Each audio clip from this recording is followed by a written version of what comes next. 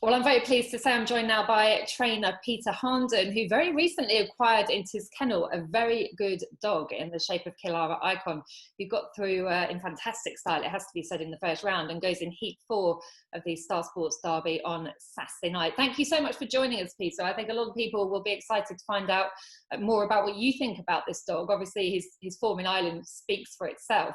But you've only just recently got your hands on him. What's he like as a dog, first of all? Is he sort of a pro?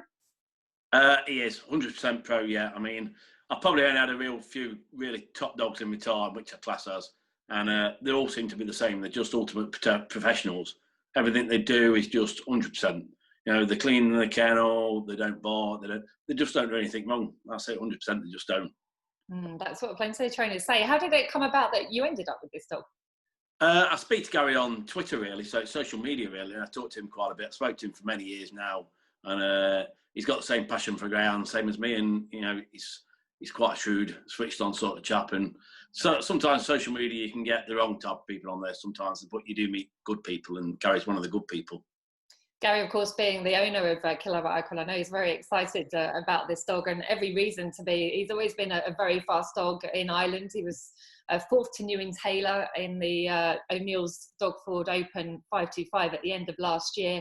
Also reached the produce semi-finals, but he really came into his own, Peter, in Ireland when he was stepped up to 550 yards, didn't he? He's a really strong sort of dog.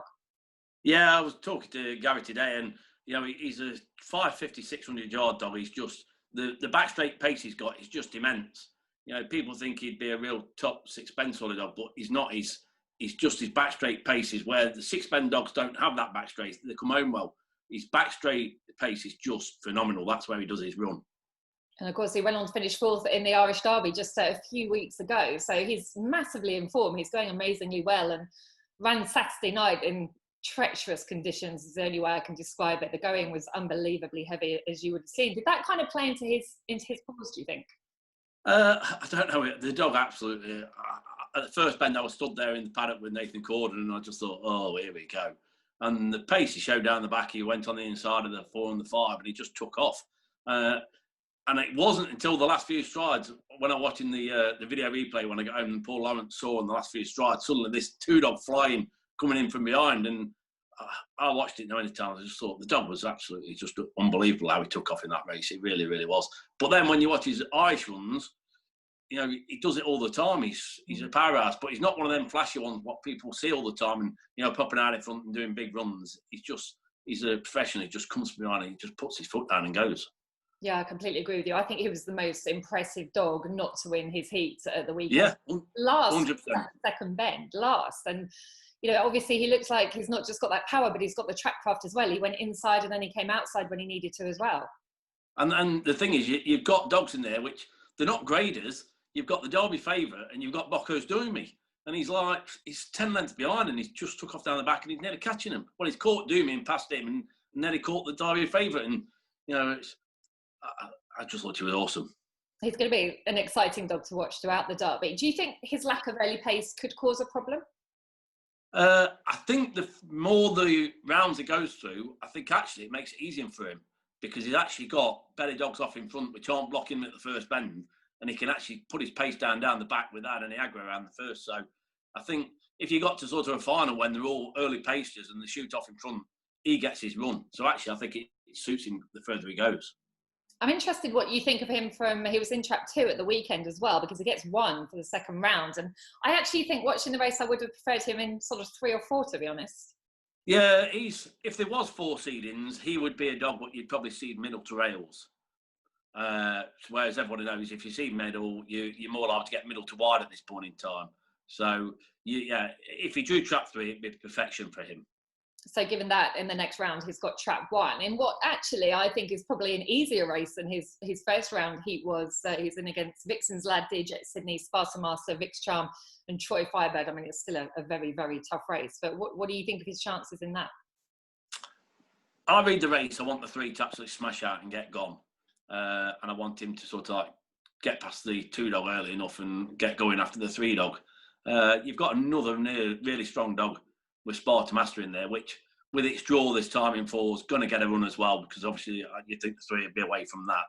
So I think it'd be a good buckle, but If he dropped second to the 3, yeah, I know Pat Buckley's very, very confident on his 3 dog. Well, I think Pat to be the first to say if he drops a length behind him off that second bend, the 3's going to have to put the race of his life in. Mm.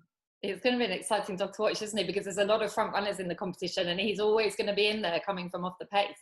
Yeah, I just want to keep qualifying, and with a bit of luck, this is the sort of dog what could win a derby. Mm. Given that, how excited are you to have this dog in your kennel, personally? You know what? I'm going grey overnight all the time.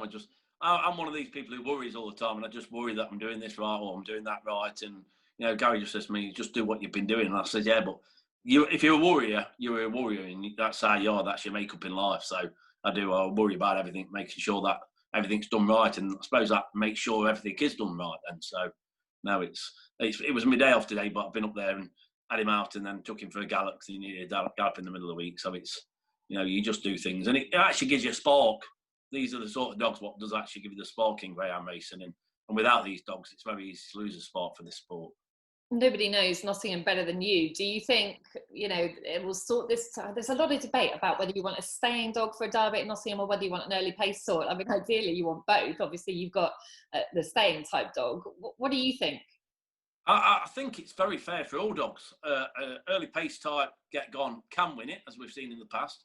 And actually, it's pretty fair that if you've got a real good staying dog, you can come and get them as well. So, you know, I think the best dog will win a derby around Nottingham. So, you know, you don't see hard luck stories as in such sometimes, and you don't see fluky sort of winners. You know, it does suit a very fair derby. Yeah, I'd agree with that. And if it is you lifting that trophy in a few weeks' time? No, I wouldn't even want to try and dream about it. I just want to enjoy myself and have the dog enjoy and Gary enjoy the joy. So however far you go, that's how it is. Well, I think you are going to enjoy the ride with this dog. He looks very, very special. I'm excited to see him run at the weekend, and every race is just one of those sorts of dogs, isn't he? So thank you for your time on your day off. And yeah, no worries. See you at Nottingham on Saturday. All right, thanks very much. See you. Ciao, Jules.